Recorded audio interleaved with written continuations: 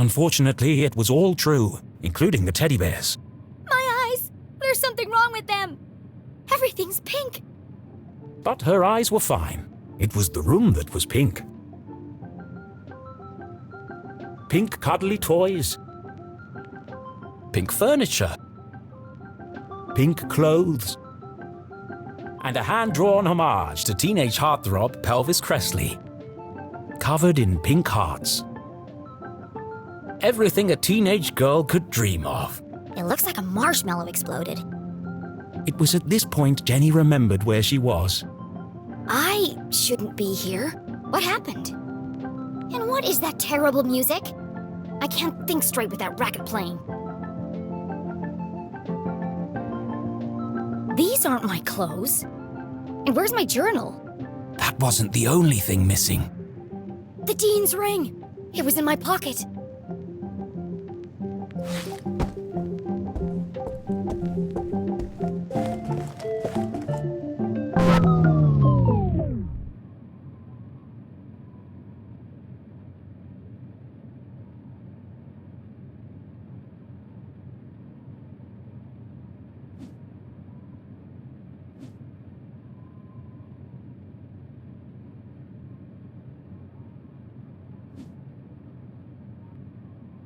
You're the fan that I love.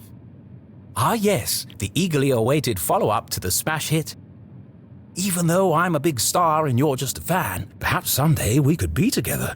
Ugh, who buys this crap? Huh? Hushed whispers in the hallway?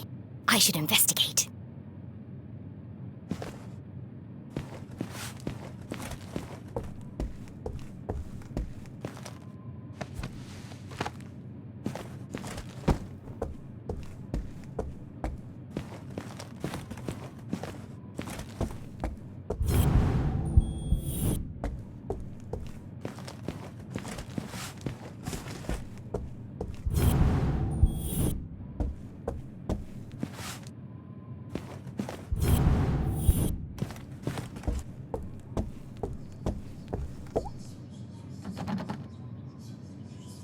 It's locked, from the outside. Who would trap a child in this nightmarish hellscape? Jenny peeped through the tiny keyhole.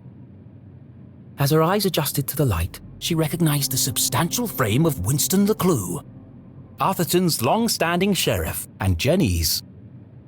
Granddad!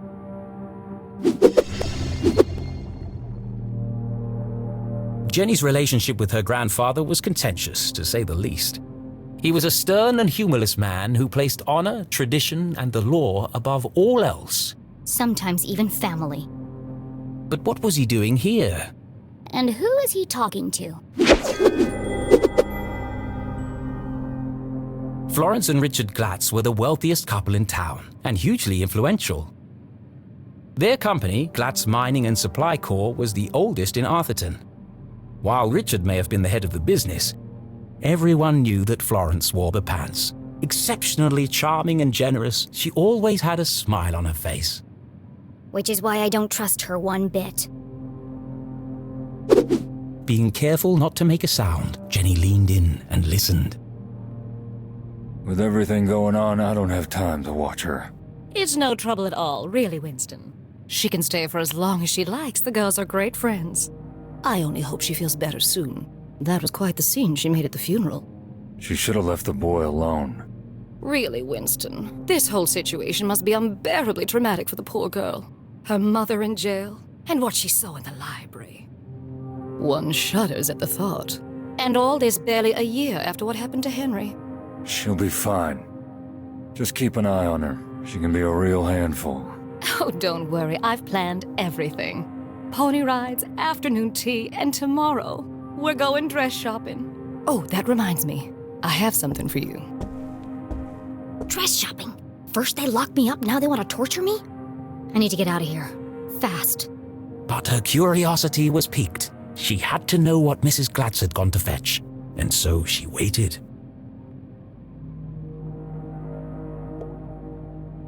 Nathaniel Glatz stared disapprovingly back at Jenny. creepy old man? Actually, this was the man who saved Arthurton when the quartz mines began to run dry. It was his research into the unique properties of the crystals that secured the future prosperity of the town and the company.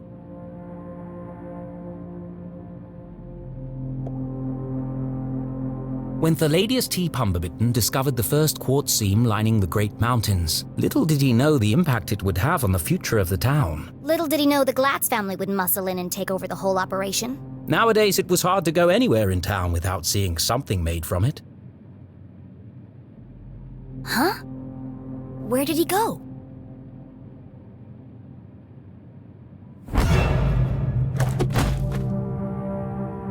Winston, what are you doing down there? Thought I heard something. Really? A man of your age spying on teenage girls? I've told you already, she won't be going anywhere. It was probably just Jenny's imagination, but those words felt oddly sinister.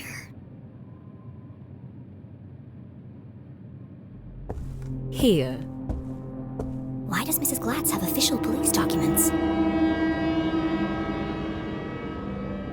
Satisfied?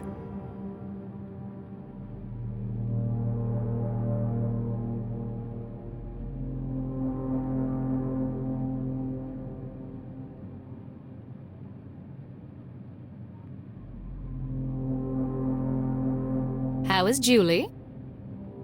She's in the safest place, behind bars. Surely they don't believe she's guilty. I don't envy you, Winston. It must be hard to stay impartial. If the poor dear would just confess, it would make things much easier. I have everything under control. Of course you do, dear. No one doubts your loyalty to Arthurton. We must continue to look out for each other, now more than ever. Sheriff, are you receiving? Go ahead. It's the LeClue house, sir. We found something. I'll be right there. Over. It sounds like you've got important things to take care of. Yes. Well, good night, Florence. Good night, Winston. Don't let her out of your sight. She is a LeClue, after all. I'm sure we'll manage. Jenny couldn't believe what she'd just heard. Everyone thinks my mom's a murderer.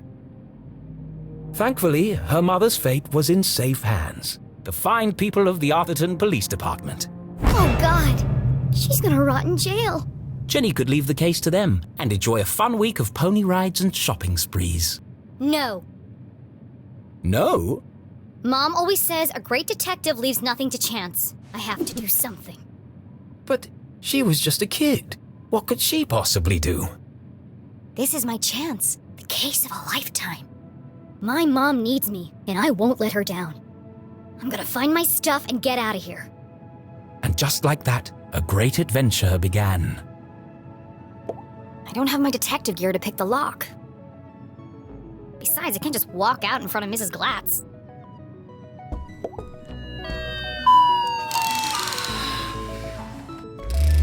I love you! I love you! Ah! You're my best friend! You scared the life out of me, pig!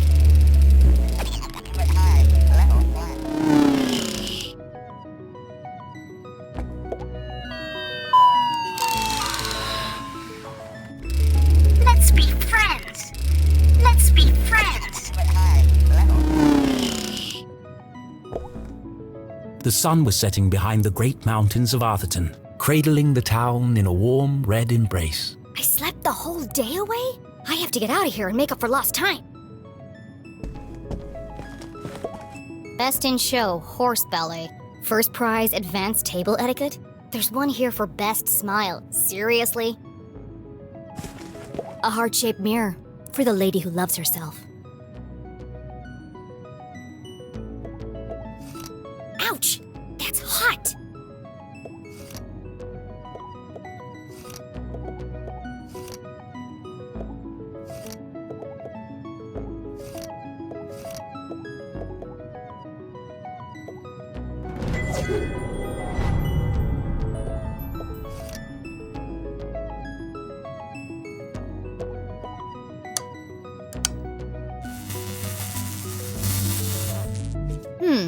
There's something strange about this mirror.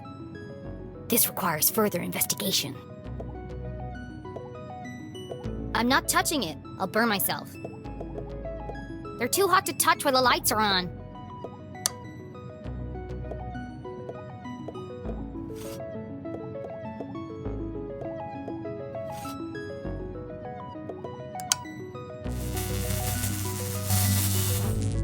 Nothing happened. I thought I was onto something.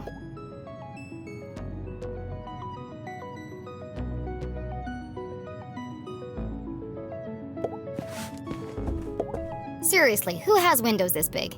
Below, Lake Nowhere stretched out as far as the eye could see. In the distance, Jenny could just make out the great lighthouse on Skull Island. It's foggy out there tonight.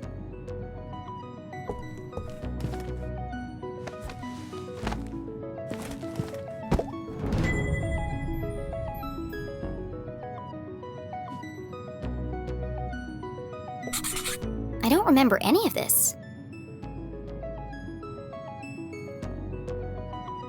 I bet that kid's in a lot of trouble.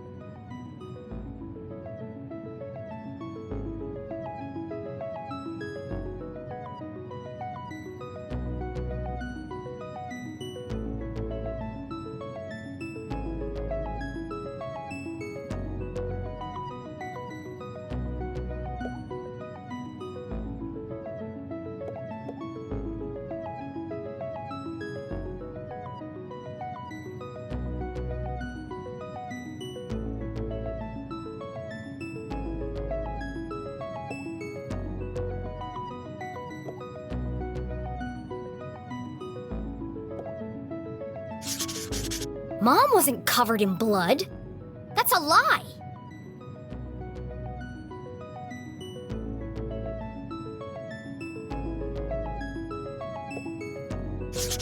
Jenny thought of her poor mother, locked away in a jail cell for a crime she didn't commit.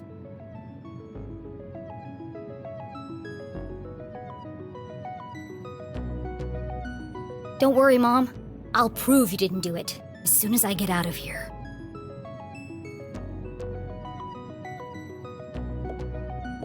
Pushed from the balcony? That's not what happened.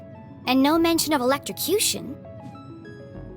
Either this is shoddy reporting, or someone is trying to cover up what really happened. My mom's still in jail, so the police must not think this was an accident. And if it wasn't an accident, then... The real killer is still out there!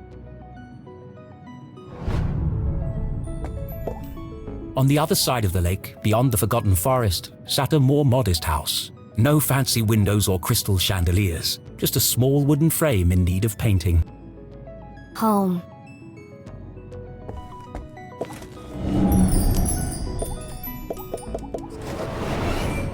I've never seen so many clothes. Maybe mine are in here somewhere.